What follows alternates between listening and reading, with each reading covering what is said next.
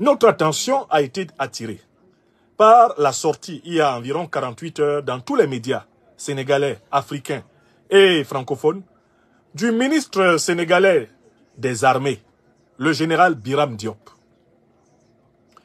Je dois dire que depuis la constitution du gouvernement du Sénégal, je ne me suis pas donné la peine d'étudier les CV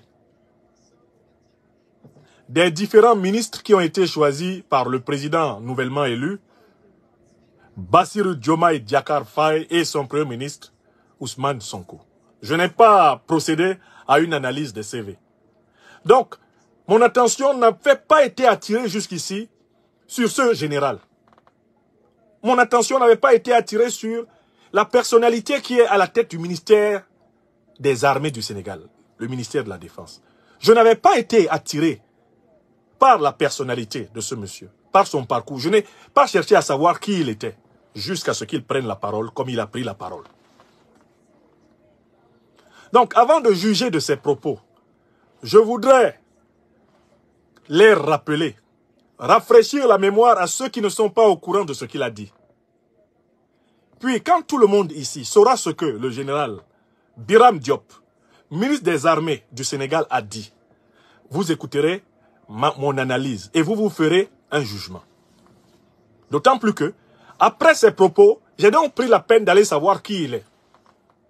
J'ai donc pris la peine d'étudier le CV de l'homme. J'ai donc pris la peine de savoir comment cet homme s'est retrouvé précisément à ce poste. D'où lui vient l'autorité avec laquelle il a parlé. Parce qu'il a parlé avec beaucoup d'autorité. Il a même parlé d'une manière qui peut laisser penser qu'il se prend pour le véritable homme fort du Sénégal. Parce que même le Premier ministre du Sénégal, même le président du Sénégal, ne se sont pas donné autant d'autorité quand il a fallu parler de la CEDEAO. Ce qui laisse penser, et ce sera une hypothèse qui troublera beaucoup de Sénégalaises et de Sénégalais, que nous pourrions avoir affaire à une espèce de triumvirat à la tête du Sénégal. Alors qu'on pensait qu'il y avait une entente, un duo, Sonko, Moïse Diomaye, je commence à voir un trio, un pouvoir à trois têtes, une tricéphalie à la tête du Sénégal. Mais je vais le démontrer à la fin, parce que si je le dis maintenant, vous allez dire, oh, le grand prof est maintenant, il est vraiment en colère. Non, je ne suis pas en colère. Là, je ne parle pas avec colère. Nous allons donc prendre les propos. Eh bien, d'abord, les propos du général, eh bien, Biram Diop. Toujours commencer par les faits. On m'appelle le docteur des preuves. Je ne porte aucun jugement sans avoir préalablement reconstitué les faits. Qu'est-ce qu'il a dit? Je vais sur Google. Si vous tapez Biram Diop sur le grand moteur de recherche Google et vous tapez actualité, vous trouvez donc entre autres l'article du site sénégalais. Je vais prendre l'article du site sénégalais CNews. Voilà. CNews. Je l'ai publié, mais je veux prendre vraiment celui-là. CNews. Je prends l'article du site sénégalais CNews. Hop. Je vais sur l'actualité.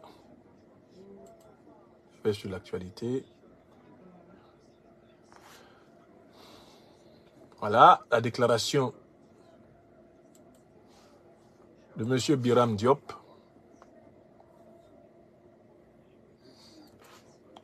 Je vais prendre une version d'abord sénégalaise de sa déclaration parce que ça m'intéresse. Biram CEDEAO. Ok, très bien. Donc je prends plutôt Sud Quotidien. J'ai trouvé Sud Quotidien qui est un... Voilà. Quotidien sénégalais. Le général Biram Diop, qu'est-ce qu'il dit? Le Sénégal travaillera sans relâche à la réunification de la CEDEAO. Ça, c'est le titre de l'article qui a été publié le 12 juin 2024. Et voici le commentaire. Le Sénégal va travailler sans relâche. Les mots sont entre guillemets, sans relâche, pour la réunification des pays membres de la communauté économique des États de l'Afrique de l'Ouest, en accordant la priorité à l'instauration d'une paix durable dans cet espace communautaire, a déclaré mardi à Dakar le ministre des Forces armées, général Biram Diop. Citation.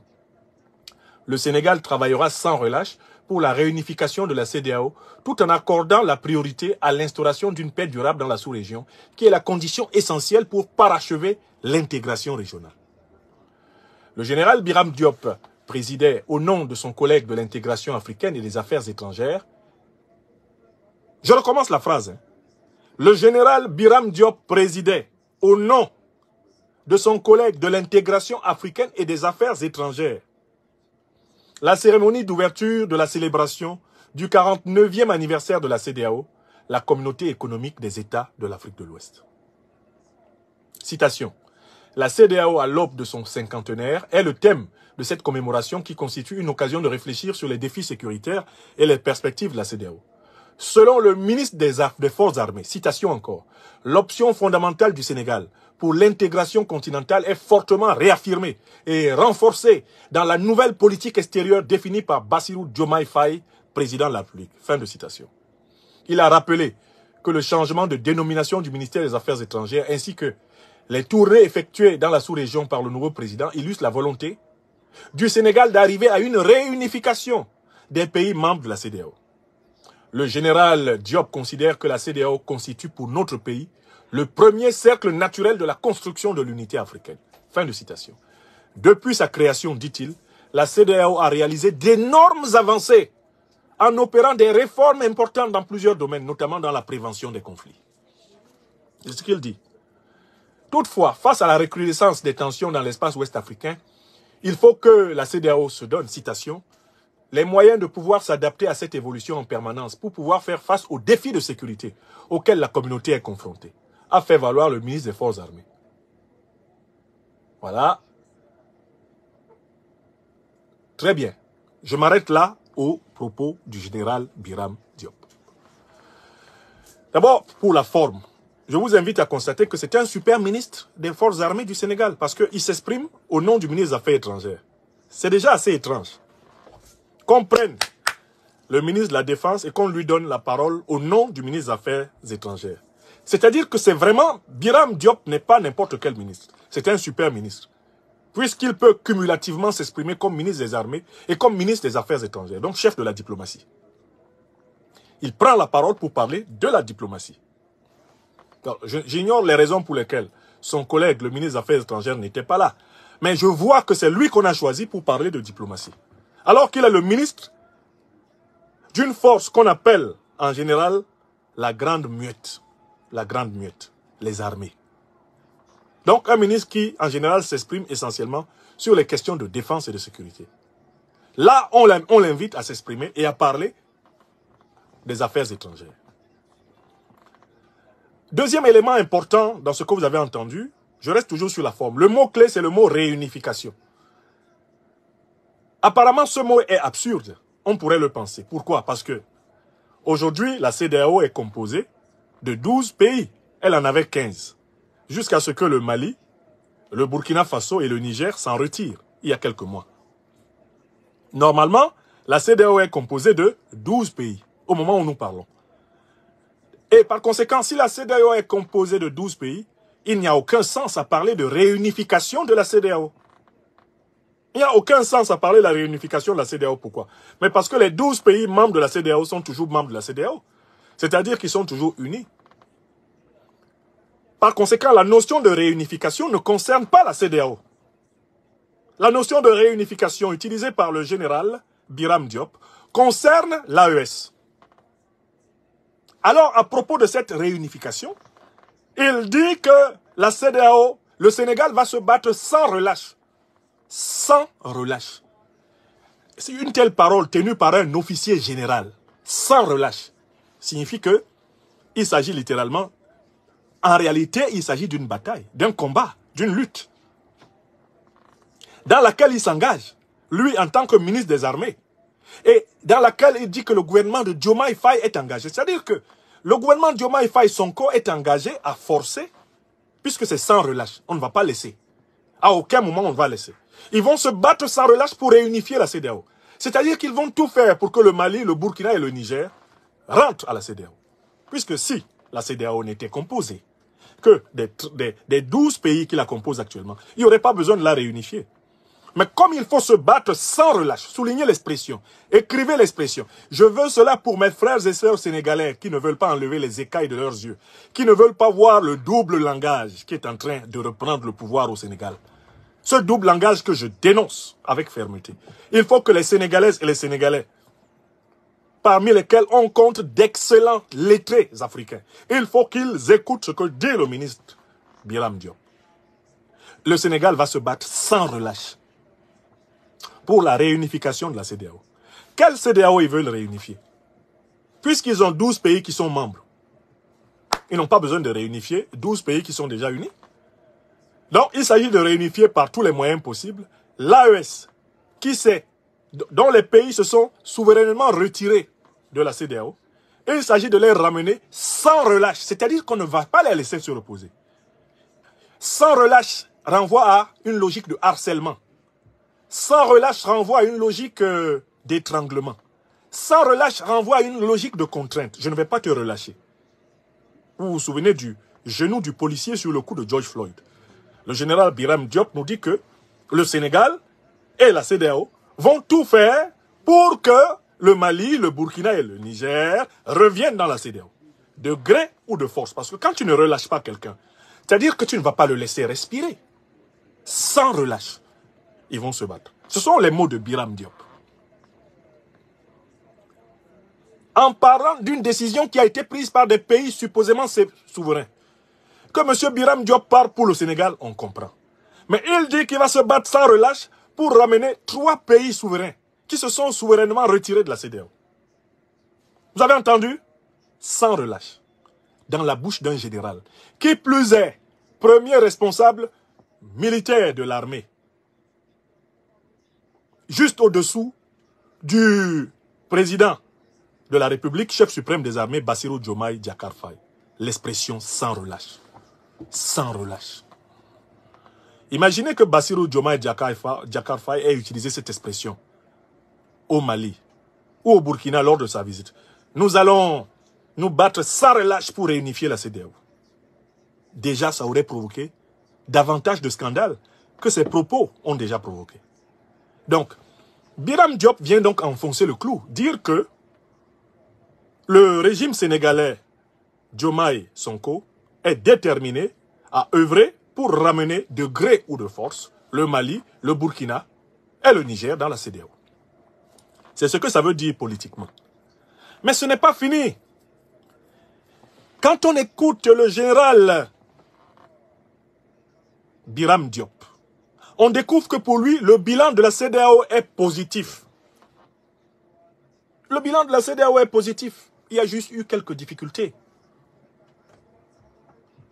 Autrement dit, dans toute l'allocution de Biram Diop, il n'est jamais question des conséquences inhumaines, des conséquences abominables, des sanctions sauvages, illégales et illégitimes que la CEDEAO a prises contre le Mali, contre le Burkina et contre le Niger. Biram Diop ne considère pas cela comme un crime contre l'humanité africaine. Biram Diop n'a pas une posture véritablement critique envers la CEDEAO. Il ne considère pas que la déclaration de guerre formulée par la CEDEAO à travers ses principaux dirigeants, Macky Sall, Ouattara Draman, Patrice Talon, Adebola Tinubu, contre le Niger, il ne considère pas que cette déclaration de guerre est une faute grave, une violation des textes de la CEDEAO. Il considère seulement que la seule mission de la CEDEAO, c'est de forcer, sans relâche, le Mali, le Burkina et le Niger à se réunifier avec eux. Voilà ce qui ressort des propos du ministre des Armées. Donc très clairement, premièrement, une expression guerrière, on ne va pas relâcher. Deuxièmement, une propension à la méconnaissance de la souveraineté du Mali, du Burkina et du Niger, un manque de respect pour la décision de ces États souverains, qui se confirme dans les propos du ministre des Armées du Sénégal.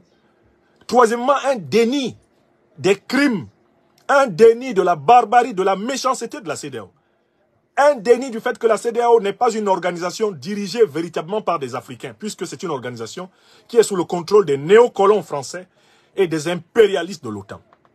Une organisation dont le bureau, le siège est infiltré par des officiers des puissances occidentales, au motif de combattre soi-disant le terrorisme, qu'elles ont amené à travers le saccage de la Libye en 2011 et le réchauffement climatique, dont elles sont les principales coupables à travers leur genre de vie, la pollution industrielle dont elles sont responsables.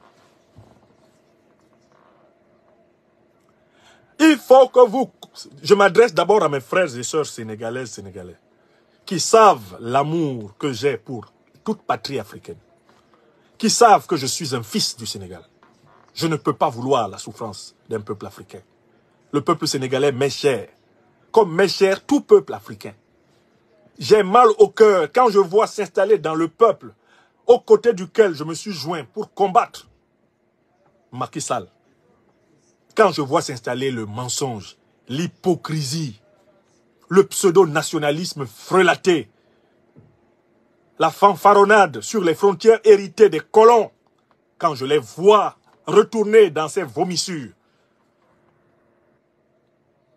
j'ai honte et j'ai pitié d'eux. Il faut prendre les actes que posent les dirigeants sénégalais actuels.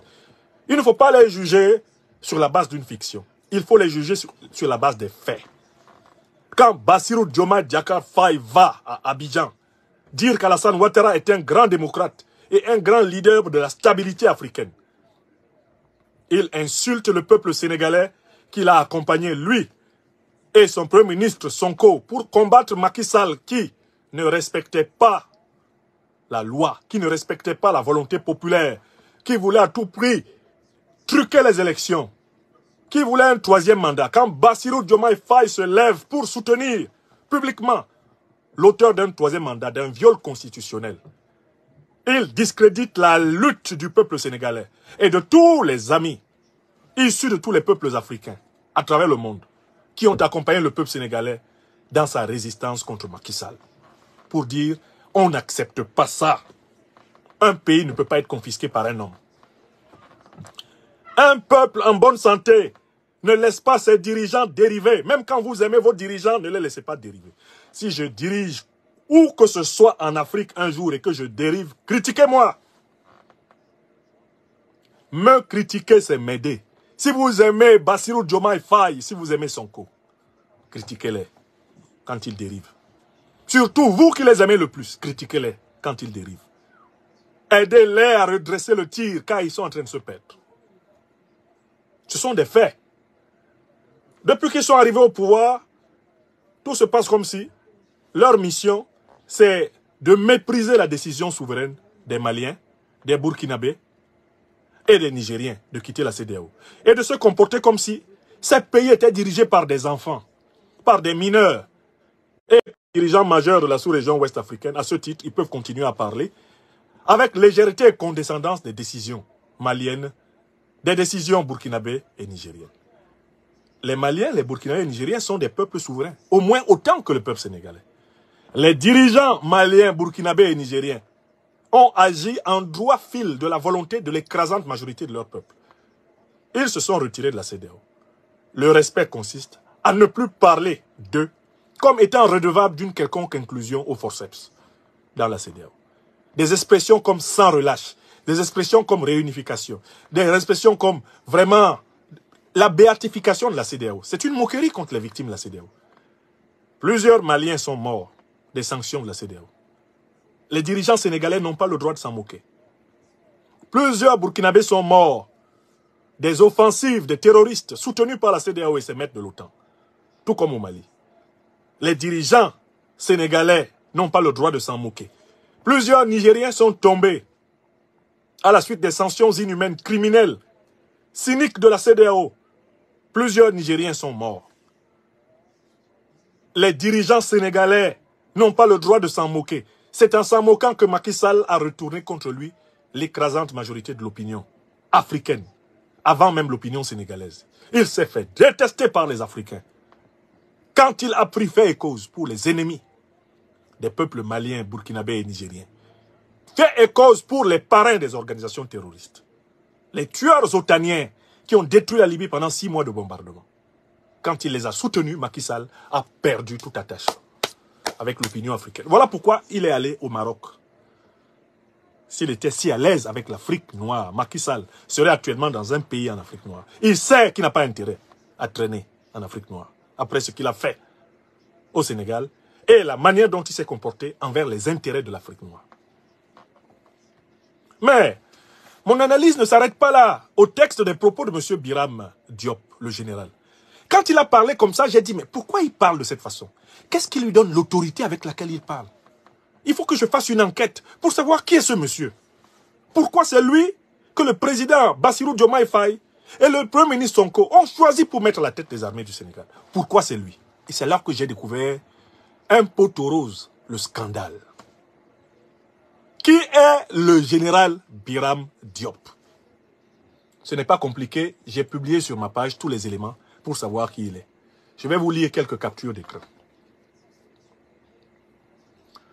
Prises sur les sites officiels présentant Monsieur le général Biram Diop.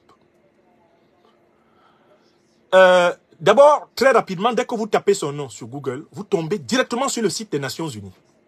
Et il est dit qu'à un moment donné, cet homme a occupé le rôle de conseiller militaire des Nations Unies pour le maintien de la paix. Il était donc chargé du bureau des affaires militaires. C'est un général en exercice ayant rang de sous-secrétaire général. Sous-secrétaire général des Nations Unies. Et qui rend compte au secrétaire général adjoint des Nations Unies. C'était cela sa position. Il a été pendant longtemps à la tête du bureau des affaires militaires des Nations Unies pour le maintien de la paix. Il a été donc aussi un sous-secrétaire général des Nations Unies, rendant compte directement au secrétaire général adjoint des Nations Unies. Or, de tradition, le secrétaire général adjoint des Nations Unies est presque systématiquement toujours un Français.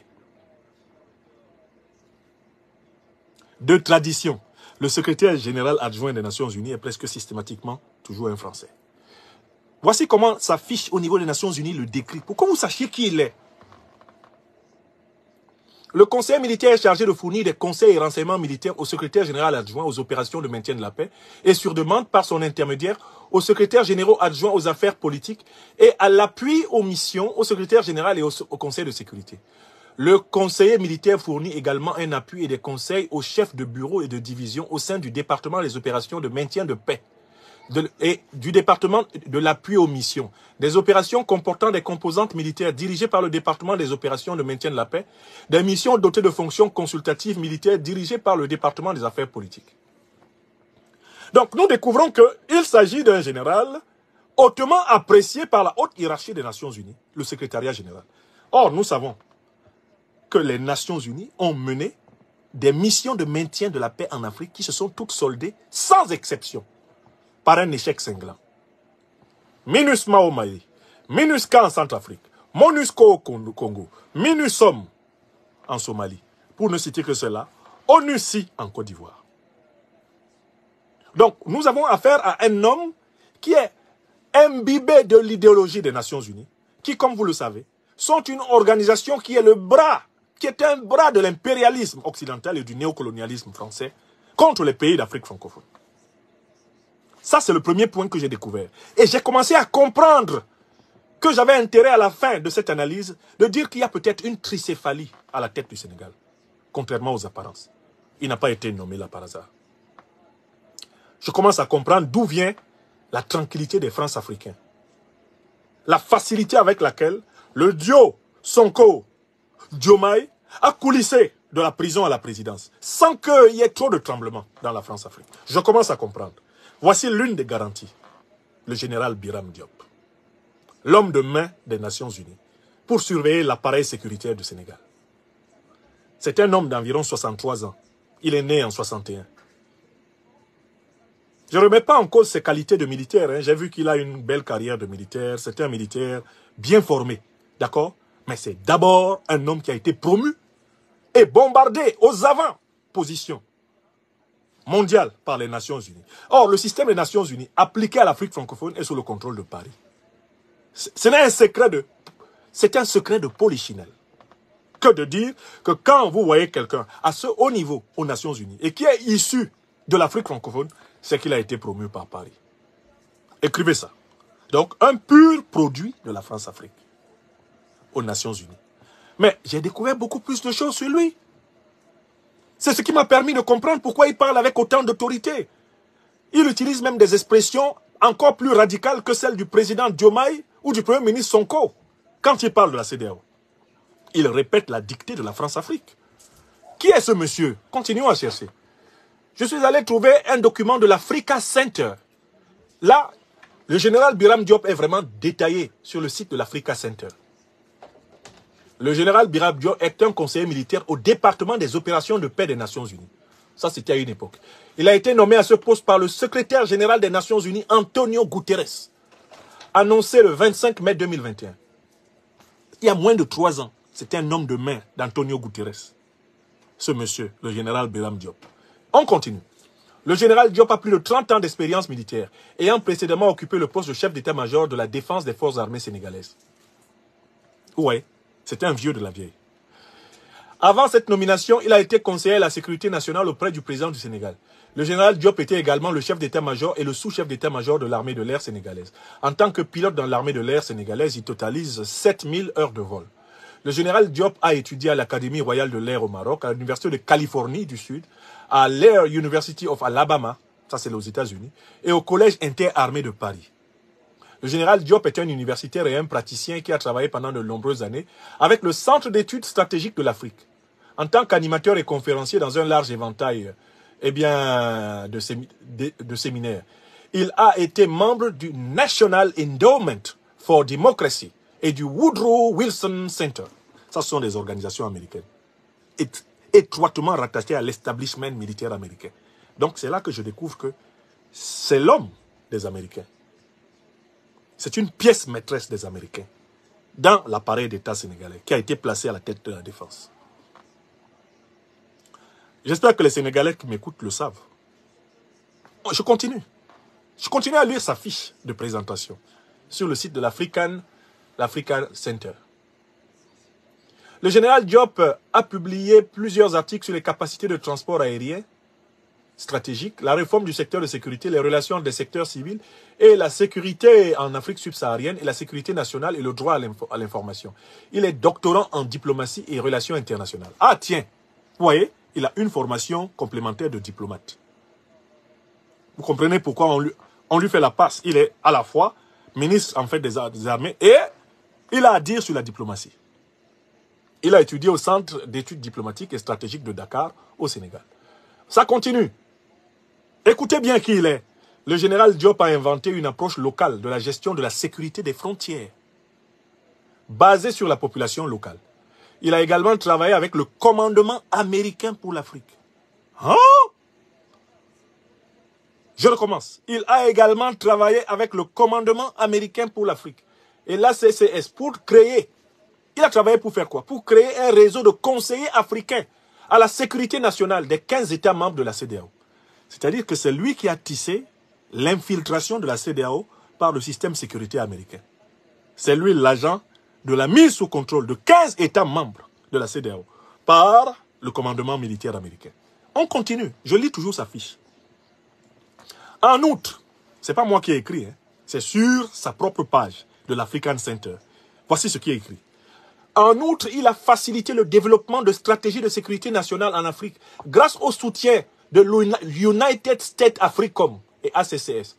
Donc, en fait, avec le soutien des forces armées américaines en Afrique, de l'armée américaine en Afrique et de l'OTAN en Afrique, il a développé des stratégies de sécurité. Donc, c'est quelqu'un qui travaille sous le commandement de l'OTAN depuis très longtemps. Il a également beaucoup travaillé sur la dimension genre de la réforme de la sécurité en Afrique. Enfin, le général Diop a travaillé dans la professionnalisation des militaires africains. Je m'arrête là. Donc, la fiche de présentation de l'homme nous révèle, sans aucun doute, qu'il s'agit d'un officier embedded par le système néocolonial français et un officier qui est adoubé par la hiérarchie sécuritaire, géostratégique et géopolitique américaine. Écrivez ça. Écrivez donc ça. Il s'agit d'une pièce maîtresse de l'influence française et américaine au Sénégal. quelle que soit la manière de lire le CV de cet homme, c'est l'homme de la France-Afrique et c'est l'homme de l'Amérique-Afrique qu'on a mis à la tête des forces armées du Sénégal. En tant qu'intellectuel politique, je ne peux pas garder cela. Et je ne sais pas ce que mes frères et sœurs sénégalais font avec ces vérités. Alors, comment vous pouvez penser que quelqu'un qui a ce statut puisse mener une politique révolutionnaire, une politique panafricaniste de la défense du Sénégal? Le Sénégal est sous occupation militaire de forces occidentales. Le Sénégal est encore sous domination monétaire de l'ancienne puissance coloniale française, sous domination culturelle.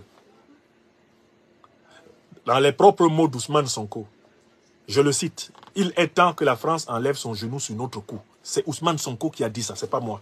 Il est Premier ministre du Sénégal. Il est nominalement le patron de Biram Diop. Comment peut-on faire enlever le genou de la France sur le cou du Sénégal en nommant à la tête de l'armée des officiers qui doivent tout? Leur fraîche carrière, qui doivent leur représentativité, leur reconnaissance internationale essentiellement à ce système. Des officiers qui ont activement travaillé à imposer l'influence américaine et l'influence française sur les pays de la CEDEAO.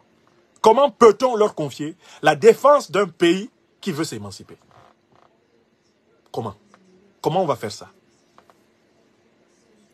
Est-ce que vous comprenez pourquoi il parle avec autorité? Il parle avec autorité parce que, en tant que supplétif de l'influence américaine, il a toujours travaillé pour maintenir cette influence sur la CEDEAO.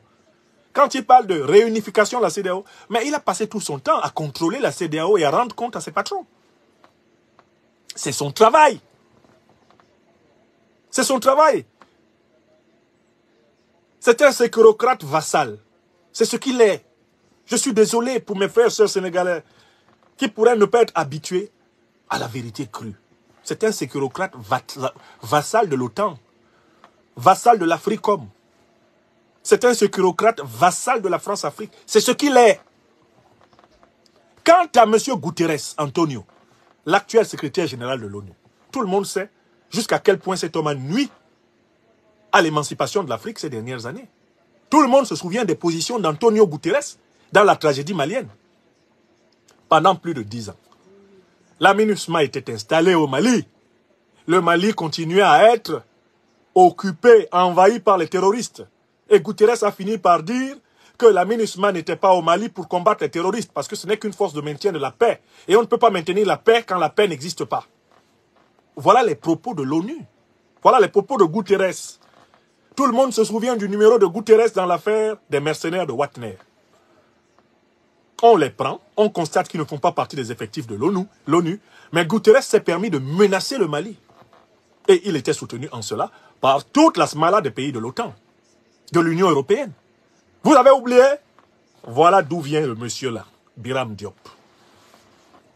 Voilà qui il est. Nous comprenons pourquoi il parle ainsi. Dis-moi d'où tu viens, je te dirai qui tu es. Dis-moi d'où tu viens, je te dirai qui tu es. Biram Diop est un serviteur de la France-Afrique et un valet de l'impérialisme américain en Afrique. Écrivez ça. Écrivez ça. Donc à partir de là, on comprend mieux son discours. On comprend mieux que pour eux, la seule façon de résoudre la contradiction imposée par le Mali, le Burkina et le Niger, ce soit la guerre. Et là, je vous apporte une troisième information. Voici des gens qui disent qu'ils veulent émanciper le Sénégal, qu'on doit tourner la page, qu'on doit aller vers un partenariat gagnant-gagnant, et qui sont pris la main dans le sac en train de demander à l'Union européenne de les aider à surveiller leurs frontières avec les pays africains. La lettre du continent a révélé. Plusieurs autres documents révèlent que le Sénégal demande actuellement, le nouveau régime sénégalais demande à l'Union européenne de l'aider à surveiller ses frontières, notamment sa frontière avec le Mali. C'est-à-dire quoi? C'est-à-dire que des forces que le Mali, le Burkina et le Niger ont prié de quitter le continent africain et de rentrer en Europe, rentrer en Amérique, Bassirou Diomaye et Sonko se proposent de les reprendre au Sénégal et mieux de les installer à la frontière avec le Mali. Oui, c'est une information, elle est disponible. Ils ne peuvent pas nier. J'ai recoupé, j'ai trouvé au moins 15 documents qui attestent de cette demande. Sous couvert de combattre contre l'immigration clandestine, on va installer des bases de drones tout au long de la frontière sénégalo-malienne et en réalité renforcer les groupes qui déstabilisent le Mali. De la même façon que l'Algérie, dans son double jeu, renforce les groupes qui déstabilisent le Mali.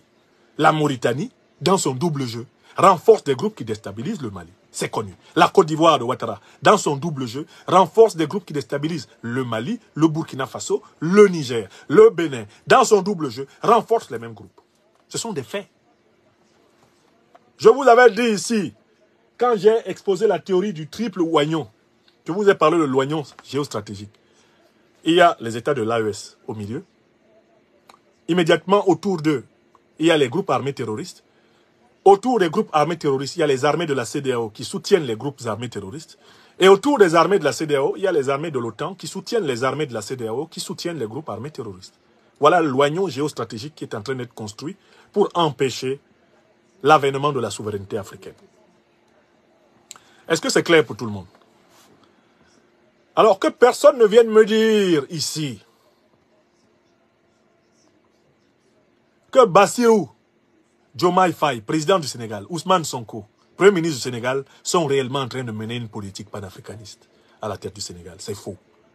Rien que la nomination de ce général à la tête de cette armée est un signal. Le discours ambigu de Bassirou Diomaye Faye est confirmé maintenant par le discours offensif de son ministre des Armées, ministre de la Défense, le général Biram Diop. Ils prétendent sauver la mise aux néocolons et aux impérialistes dans la sous-région en leur permettant de se reconstituer des forces sur leur sol afin d'imposer leurs 4 volontés au Mali, au Burkina et au Niger. Voilà la vérité. Voilà leur campagne. Que les choses soient claires. Vous ne pouvez pas combattre ces gens si vous ne leur montrez pas que vous les connaissez. Que nous soyons au Mali, au Burkina, au Niger, on doit dire aux dirigeants sénégalais qu'on a vu leur jeu. Nos frères et sœurs au Sénégal doivent dire à Bassirou Diomaye Faye et à Ousmane Sonko qu'on a vu leur jeu. Et qu'ils arrêtent de croire qu'ils sont plus intelligents, 1, que le peuple sénégalais, et 2, que les peuples africains. Dans cette époque particulière, où l'information circule à la vitesse de la lumière, il vous sera difficile de tromper. Il vous sera difficile de trahir sans être pris, la main dans le sac de la trahison. Je pense même que cela vous sera impossible. Impossible. Bon, alors, je tenais à m'exprimer sur cette question aujourd'hui parce que je vois que la mauvaise foi, et notamment les partisans de Macky Sall, qui font semblant maintenant de soutenir le président Diomaye, leur ancien prisonnier, de soutenir le Premier ministre Sonko, leur ancien prisonnier. Les partisans de Macky Sall en particulier veulent semer vraiment beaucoup de troubles. Ils font semblant d'être des partisans maintenant zélés de Diomaye, des partisans zélés d'Ousmane Sonko. Et ils en profitent pour réchauffer un nationalisme frelaté. Ils en profitent pour essayer de faire tourner un argument maintenant. Va parler dans ton pays. Moi, je suis originaire du Cameroun. Je le dis toujours à mes frères sénégalais. Expliquez-moi pourquoi l'ancien président du Cameroun est enterré chez vous. Puisque apparemment, le Sénégal et le Cameroun, là, ça n'a rien à voir. Moi, je suis originaire du Cameroun, de père et de mère. Je ne suis pas comme Ouattara qui renie son Burkina Faso natal. Voilà, je suis Camerounais de naissance. Père et mère. Ok. Mais avant cela, mon identité citoyenne, c'est africain. Je me définis d'abord comme africain, un homme africain, dans le monde. D'accord? Ok. Mais parlons un peu des relations sénégalo-camerounaises. Que les Sénégalais m'expliquent ce que fait au cimetière de Dakar-Yoff le corps du premier président de la République du Cameroun. Qu'ils m'expliquent. Je connais des jeunes générations qui se promènent sur les réseaux sociaux et ils ne savent même pas l'histoire de l'Afrique. Ils ne savent pas que nos histoires sont liées. Bon, vous détenez donc le corps du premier président de la République du Cameroun chez vous. Est-ce que ça ne fait pas que les Camerounais ont une bonne raison de parler de ce qui se passe chez vous? Vous n'avez pas le corps de leur président? Et qui plus est, nous sommes tous africains, le même peuple. Le grand et l'immense savant du Sénégal, Cheikh Anta Diop, nous a légué une œuvre qui doit servir de socle pour le renouveau continental de l'Afrique noire. Au lieu de travailler sur cette œuvre, vous sortez sur les réseaux sociaux, vous recommencez. Ah, nous au Sénégal, on sait pourquoi on a élu Sonko, on sait pourquoi on a élu... Vous savez quoi? C'est pas vous qui criez ici sur les réseaux sociaux pour qu'on vous aide quand Sonko était en prison. C'est pas vous là qui étiez dans mes inbox pour demander que je fasse des directs pour dénoncer la situation du président Bassirou Diomaye Faye quand ils étaient en prison. À l'époque, on était tous panafricanistes, non? Maintenant que nos deux frères sont en train de dériver et qu'ils envoient Biram Diop dire des insanités sur la lutte du peuple malien, du peuple burkinabé et du peuple nigérien, vous ne voulez pas qu'on critique ça. En quoi êtes-vous différent de Macky Sall, qui a tué parce qu'on le critiquait, qui a emprisonné parce qu'on le critiquait? En quoi êtes-vous différent? Si on ne peut pas critiquer votre Diomaye Moïse Sonko, quand on se rend compte qu'ils prennent les gens pour des cons. Ils prennent les gens pour des cons. Bon, quand beaucoup d'entre vous veniez me chercher, hé, grand professeur, tu as fait cette semaine, tu n'as pas parlé de nous. Quand vous veniez me chercher, vous ne saviez pas que je parle, y compris quand ceux que j'ai soutenus un temps se mettent à dériver. Alassane Ouattara, que vous voyez là, il y a eu un temps où j'ai pu avoir de la compassion pour lui et le soutenir. Mais il y a une fin à tout. On ne peut pas tout accepter. Délivrez-vous. Quand quelqu'un se met à dériver, dites-lui. Dites-lui. Parce qu'après, la totalité de ses fautes, vous devez les porter. Vous. Qu'est-ce qu'on critique chez le président Diomaye qui ne sont pas fondés sur des faits? Qu'est-ce qu'on critique chez le premier ministre Sonko qui ne sont pas fondés? Voilà le général Biram Diop qui sort. Je vais réunifier, sans relâche. On critique, c'est pas fondé. Maintenant que j'ai étudié son CV, que vous voyez bien que c'est l'homme de la France-Afrique dans l'armée, à la tête de l'armée sénégalaise, et que c'est l'homme des Américains, vous faites quoi avec ces vérités-là? Bon, prenez la vérité, laissez-moi. Allez, je vous ai sorti toutes les preuves. Moi, vous avez remarqué, quand je dis que je vais donner une conférence le soir, toute la journée, je ne fais que balancer les preuves. Allez sur ma page. Vous pouvez savoir ce que je vais dire le soir. Si vous voyez ce que je sors comme document dans la journée, vous pouvez savoir de quoi je vais parler le soir. Je mets toujours à la disposition du public africain les preuves de ce que je vais démontrer après. Je ne fais mes démonstrations que sur des faits. Vous avez compris? Le docteur des preuves. Et c'est pour ça que aucun procès en diffamation n'a pu me vaincre. Parce que j'arrive avec un sac de preuves. Comment pouvez-vous me démontrer que ce monsieur-là, ce pur produit de Guterres, ennemi de l'émancipation des peuples africains, comment pouvez-vous me montrer que ce pur produit de l'Afrique comme et de l'OTAN, comment pouvez-vous me démontrer que ce monsieur-là est en train de travailler maintenant pour l'émancipation du Sénégal? Vous ne pouvez pas le démontrer.